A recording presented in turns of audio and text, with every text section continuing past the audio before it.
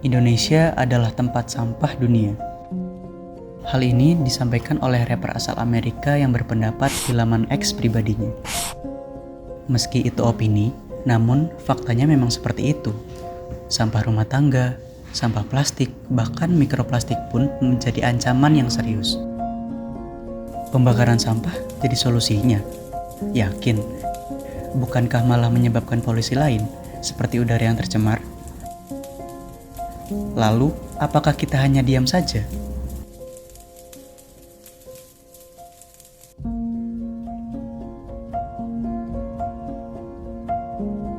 Indonesia merupakan salah satu negara importir sampah plastik terbesar di dunia yang berasal dari negara-negara maju, terutama Eropa. Hal ini dibuktikan dengan data dari Statista yang menyatakan bahwa terdapat 252.000 ton sampah plastik dari luar negeri yang masuk ke Indonesia di tahun 2023. Berdasarkan data dari Kementerian Lingkungan Hidup, Indonesia menghasilkan 56,6 juta ton sampah per tahun, tetapi hanya 22,09 juta ton atau 39,01% yang terkelola. Sisanya terbuang ke lingkungan melalui pembakaran, illegal dumping, atau dibuang ke saluran air. Tempat penampungan sampah menjadi solusi akhir yang sebenarnya hanyalah kedok sementara. Nyatanya, pengelolaan sampah di Indonesia menjadi masalah aktual seiring dengan meningkatnya pertumbuhan penduduk yang berdampak pada peningkatan jumlah sampah yang dihasilkan.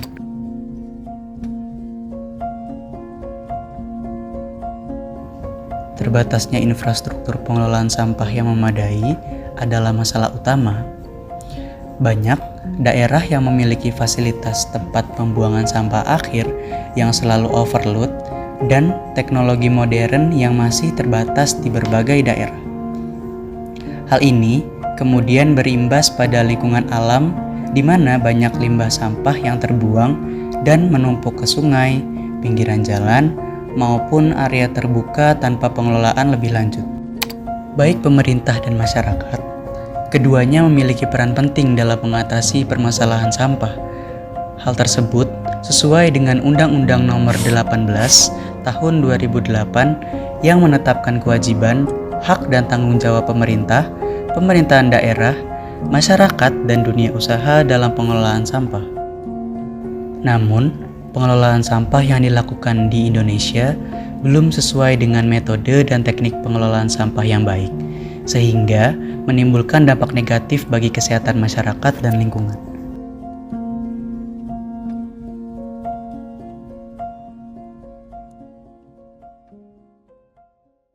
Pengelolaan sampah bukan sekadar persoalan teknis, tetapi komitmen jangka panjang untuk menjamin keberlanjutan intergenerasi.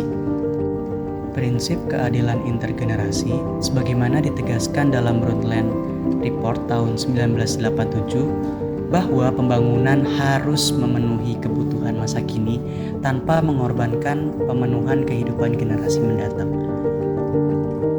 Prinsip tersebut mengingatkan kita bahwa merusak lingkungan pada hari ini maka akan menghilangkan hak generasi mendatang untuk lingkungan yang adil dan layak.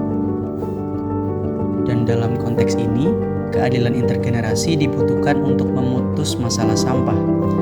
Karena mau sampai kapan masalah sampah ini terus kita bicarakan?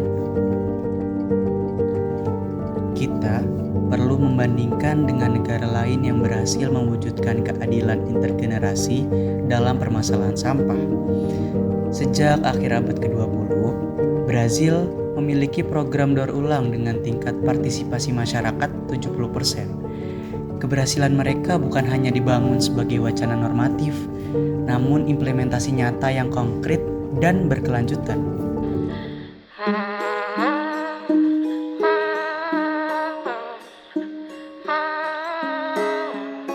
Berkaca dari negara lain, mereka membuktikan bahwa pengelolaan lingkungan yang adil dan berkelanjutan bukanlah utopia. Sedangkan kita masih sibuk menyalahkan siapa yang harus memulai, padahal waktu terus berjalan.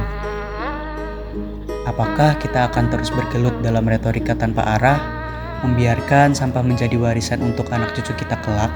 Pertanyaan kita tinggal satu, Warisan seperti apa yang ingin kita tinggalkan?